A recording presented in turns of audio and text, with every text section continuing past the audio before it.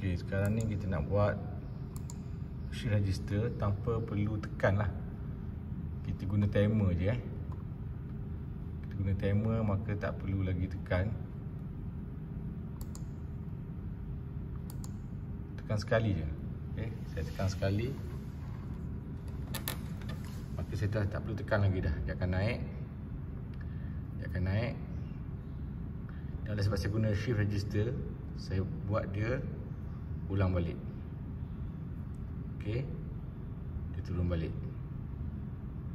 Dia turun balik sampai lalas sekali dia akan stop lah.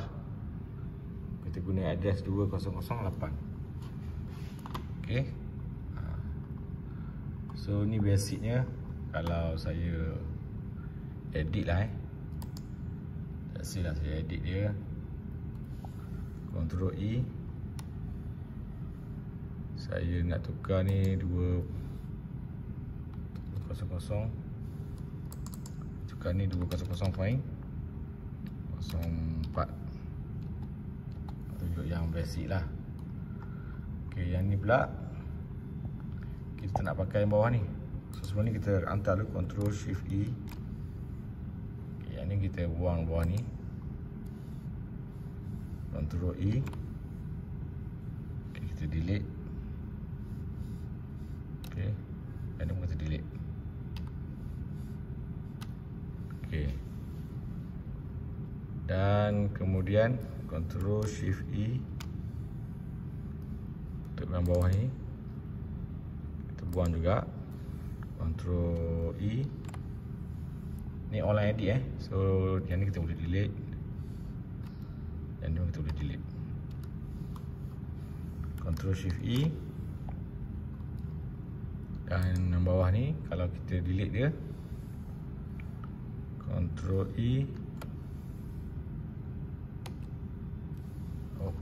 Kita delete yang ni. Dan kita delete yang ni. Ctrl Shift E. So berlaku kalau kita tekan start, tanpa kita perlu tekan start lagi, dia akan terus bergerak lah. Red, yellow. Okey, macam tu. Dan dia akan auto stop lah, sebab kita guna 2004 tadi. Terus start balik. Akan naik. So ni shift register basic basic shift register 200 ke dalam 200. Dan ini movement dia. Terima kasih.